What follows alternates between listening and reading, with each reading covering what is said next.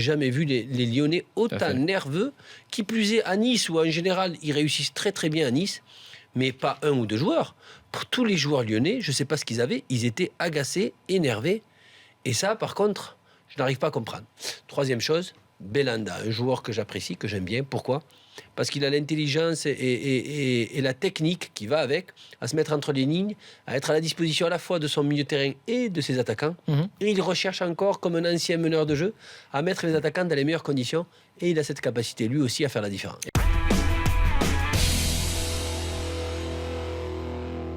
Jonathan, tes 3 points.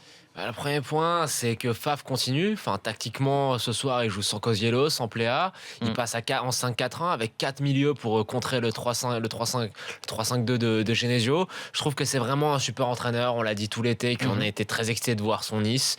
On savait ce qu'il avait fait à Mönchengladbach. Et vraiment, là, il prouve que tactiquement, on en a vraiment sous la semelle. Le deuxième point, c'est que quand Genesio a instauré ce 3-5-2, moi, j'étais assez enthousiaste. Je trouvais que même si c'était pas parfait, il y avait des choses intéressantes.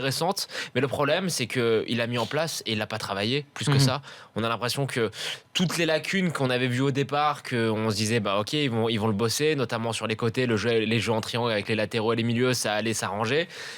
Pas de progrès depuis 3 matchs et du coup je suis assez déçu parce que je pense que Lyon a l'effectif pour jouer dans ce système-là, mais je ne vois pas de progrès et pas d'avancée tactique depuis 3-4 matchs, donc voilà, assez déçu par Genesio. Et le troisième point, c'est comme Ali, je rejoins Ali sur Braithwaite. C'est vrai que c'est un joueur qui a tendance à être assez maladroit, assez décrié parce que face au but, il en a loupé quand même pas mal, notamment l'an dernier quand ça allait pas bien du côté de Toulouse. Mais c'est quand même un super joueur qui fait bien jouer ses coéquipiers.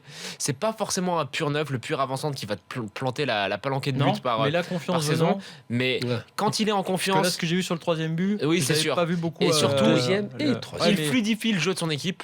Il pèse beaucoup sur la perte de centrale adverse et je trouve que c'est un super avant-centre.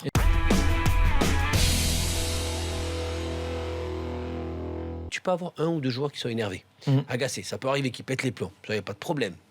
Mais là, tous les joueurs n'ont pas du tout apprécié les duels gagnés face à Nice, cette sérénité technique qu'ils ont au milieu de terrain.